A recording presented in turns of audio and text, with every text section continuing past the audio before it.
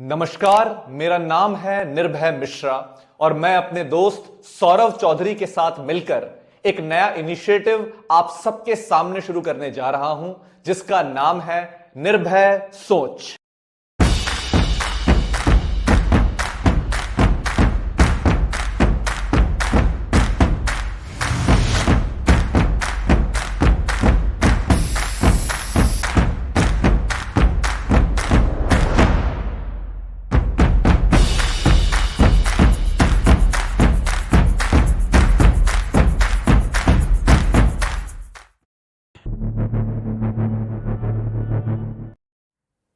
सवाल यह है कि निर्भय सोच क्या है।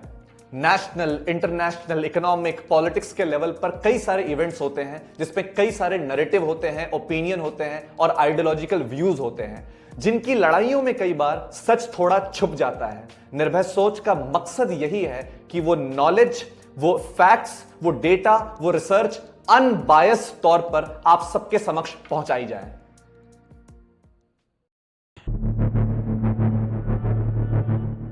सवाल यह है कि निर्भय सोच के पीछे का मोटिव क्या है। हर इंसान का जो आज वो कर रहा है, कहीं ना कहीं उसकी रूट्स होती हैं उसके पास्ट में।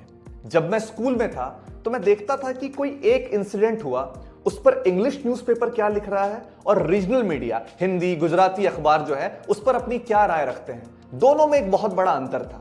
जब मैं कॉलेज आया तो मैं देखता था कि कोई एक आइडियोलॉजी है, उस पर्टिकुलर आइडियोलॉजी को फॉलो करने वाला प्रोफेसर एक पर्टिकुलर आइडियोलॉजी की किताबें बताता है और बिल्कुल उनके विपरीत सोचने वाला प्रोफेसर दूसरी आइडियोलॉजी की किताबों के बारे में बता रहे थे। उसके बाद जब धीरे धीरे हमारे अंदर परिपक्वता, जिसे अंग्रेजी में मैच्योरिटी कहते हैं, वो आई और हमने इंटरनेशनल न्यूज को पढ़ना शुरू किया, तब हमने देखा कि इंटरनेशनल लेवल के अखबार जो हैं उनमें भी बिल्कुल दो अलग विचारधाराएं हैं जो एक दूसरे के परस्पर शत्रु हैं।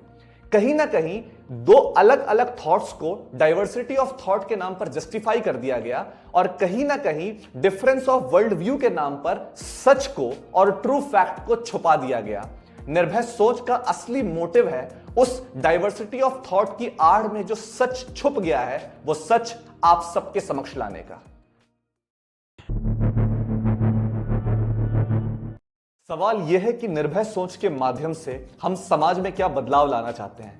एक उम्र के बाद हर इंसान का अपना एक आइडियोलॉजिकल फ्रेमवर्क बन जाता है और वो पूरी दुनिया में जितने इंसिडेंट होते हैं उसे अपने आइडियोलॉजिकल फ्रेमवर्क की बुनियाद पर ही उसका इवैल्यूएशन करता है कि वो सही है या गलत। उदाहरण के लिए, आप सुबह सोकर उठते हैं और आपके कान में खबर पड़ती है कि इजराइल और पैलेस्टीन की जंग चल रही है। आपके आइडियोलॉजिकल फ्रेमवर्क के हिसाब से बिना फैक्ट्स को देख के आप ये डिसाइड कर लेंगे कि आपको इजराइल का साथ देना है या आपको पैलेस्टीन का साथ देना है, चाहे आपको फैक्ट पता हो या ना पता हो, क्योंकि आपने अपना एक आइडियोलॉजिकल फ्रेमवर्क तैयार कर लिया है। सच्चाई तो ये होती है कि आइडियोलॉजिकल फ्रेमवर्क के बाहर जब आप सच्चे फैक्ट्स को देखते हैं और अनबायस होकर एनालिसिस करते हैं, तब जाके आपको समझ में आता है कि सच्चाई ना तो आपकी आइडियोलॉजिकल फ्रेमवर्क के अंदर है, ना आपके अपोजिट आइडियोलॉजिकल फ्रेमवर्क के अंदर है, बल्कि कहीं बीच में है।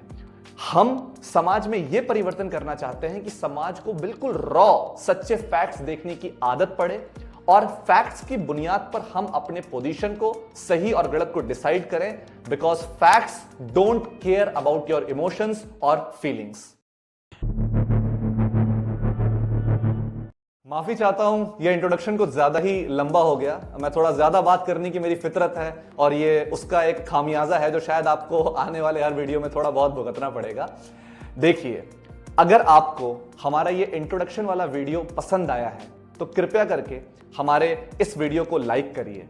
साथ ही साथ ऐसे इंफॉर्मेटिव वीडियोस हम हर महीने या हो सके हर 15 दिन में आप तक पहुंचाने की कोशिश करते रहेंगे और उसका नोटिफिकेशन आपको टाइम पर मिले और जो भी इवेंट दुनिया में हो रहे हैं उसकी जानकारी उसी समय आप तक पहुंचे। उसके लिए हमारे चैनल को सब्सक्राइब करिए, जिससे हमारा भी हौसला बढ़ता रहे। साथ ही साथ अब आप हमारे सब्सक्राइबर हैं या सब्सक्राइबर बनने वाले हैं, तो अपने यार दोस्तों तक भी ये वीडियो पहुंचाइए और कहिए कि वो हमारा चैनल सब्सक्राइब करें, उन तक ये शेयर कीजिए। और आप जिस टॉपिक पर वीडियो चाहते हैं, जिस भी टॉपिक पर, national, international, politics, economic, religious, comment में अपने टॉपिक का, अपने ख्याल का इजहार कीजिए।